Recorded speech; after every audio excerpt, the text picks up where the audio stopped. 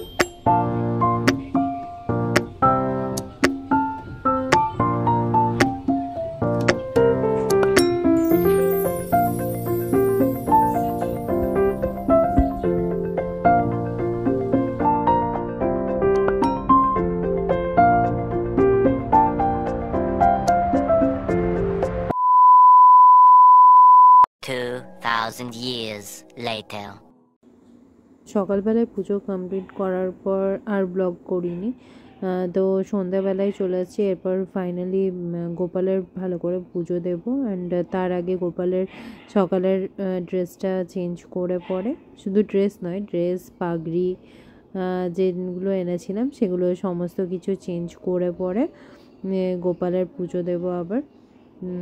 তারপরে আমাদের একটু মন্দির যাওয়ারও প্ল্যান আছে, কারণ প্রত্যেক বছরই যাই সত্যি বলতে জন্মাষ্টমীর দিন মন্দির। বিয়ের আগের থেকেই এই অভ্যেস আমার হয়ে গেছে, কারণ আমার মাও সেটাই করতো আর আমিও তাই করেছি মায়ের সাথে সাথে থেকে থেকে, এবার সেটা এখনও হয়ে আসছে। তো যাই হোক, এখন গোপালকে তাড়াতাড়ি সাজিয়ে নিয়ে পুজো কমপ্লিট করে আমরা চলে যাব।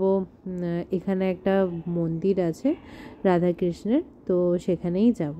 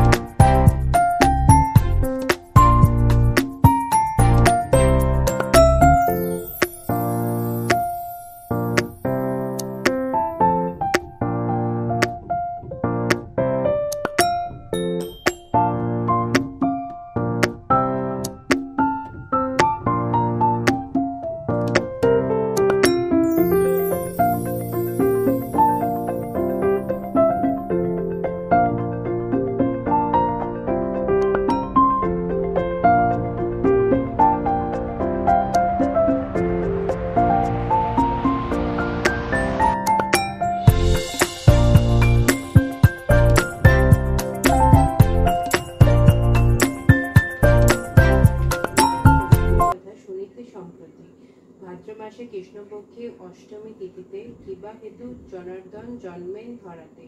বশিষ্ঠ কহেন রাজা শুনো ভক্তি মনে, নারায়ণ সর্বতাজি কি করিব উপায় আজি কংসের বিনাশে। অনন্তর মহেশ্বর দেবগণ এলোয়ে। তো ফাইনালি আমার পুজো হয়ে গেছে অ্যান্ড রাত সন্ধ্যাবেলায় অ্যাকচুয়ালি এরকম করেই রেডি করেছিলাম গোপালকে।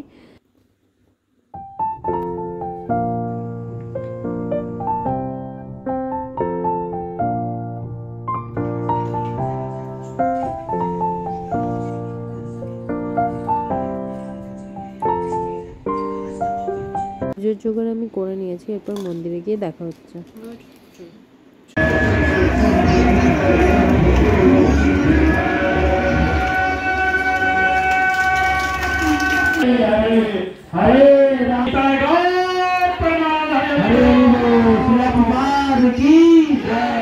আচ্ছা, আমার বাপের বাড়ি গোপাল, ভাই ফটো পাঠিয়েছিল তাই এটার সাথে অ্যাডও করে দিলাম। তো এটা হচ্ছে জন্মাষ্টমীর পরের দিনের সকাল। আমি এভাবে গোপালকে আবার অন্য একটা জামা পরিয়ে সুন্দর করে সাজিয়ে রেডি করে দিয়েছিলাম। আর এর সাথেই আজকে গোপালের সাথেই ব্লগটাকে এন্ড করছি। প্লিজ ভালো লাগলে লাইক, শেয়ার অ্যান্ড সাবস্ক্রাইব করতে ভুলো না। আজকের মতন বাই, দেখা হচ্ছে নতুন একটা ভিডিওর সাথে।